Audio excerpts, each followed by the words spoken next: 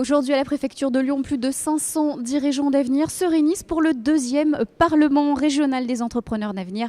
Parmi eux, Laurence Ruffin, vous êtes PDG d'Alma. Racontez-nous cette belle aventure. C'est une scope avec 80 salariés associés et un petit peu plus à l'extérieur, à l'international.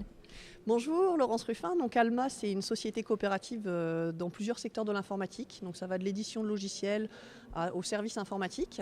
On est 80 salariés aujourd'hui, tous associés.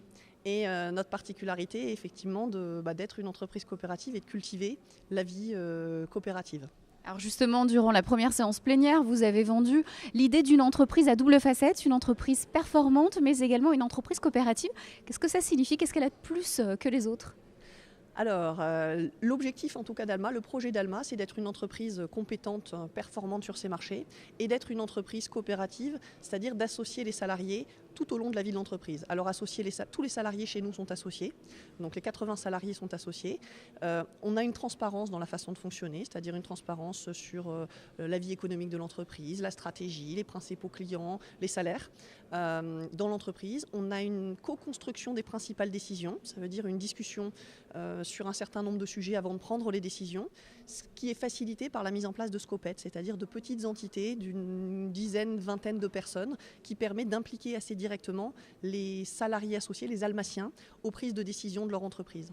Et bien évidemment, on a le résultat qui est réparti aux salariés et associés, puisque dans une scope, chez nous, on a 50% du résultat qui revient aux salariés et 40% du résultat qui est laissé dans l'entreprise pour pérenniser la société, lui permettre de se développer, d'investir sur ses produits, d'investir à l'international. Donc la logique de l'entreprise, c'est vraiment de créer une entreprise pérenne, une entreprise qui n'a pas un objectif financier court terme, un objectif pérenne, en impliquant et en associant les salariés dans la vie de l'entreprise courante. Alors en quoi est-ce que la mise en place de ces outils innovants en termes de management change l'avenir de l'entreprise? En quoi c'est bénéfique pour l'entreprise, pas simplement d'un point de vue financier?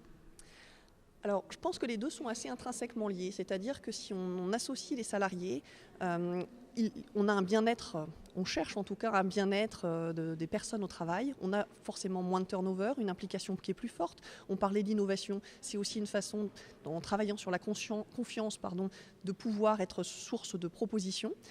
Et c'est un cercle vertueux qui s'installe, mais aussi pour les clients, puisque les clients vont avoir un lien dans la durée avec les mêmes interlocuteurs. Donc je crois beaucoup au cercle vertueux de l'entreprise qui met vraiment en avant les salariés associés dans l'entreprise et qui permet d'avoir une entreprise qui gagne de l'argent et qui se pérennise. Alors pourquoi être venue aujourd'hui à ce Parlement? Vous êtes actrice tout d'abord en étant partie prenante dans les tables rondes, mais en tant que spectatrice, auditrice, qu'est-ce que vous allez glaner comme idée? Qu'est-ce que vous attendez concrètement de ce Parlement? Ce que je trouve intéressant, c'est d'avoir une vision de l'entreprise qui soit pas seulement une vision, par exemple l'introduction sur la richesse, le fait que d'habitude on ait une vision de l'entreprise qui s'arrête au chiffre d'affaires et au résultat, à la rentabilité de l'entreprise. C'est l'idée que l'innovation, de toute façon nécessaire dans une entreprise, est assez partagée.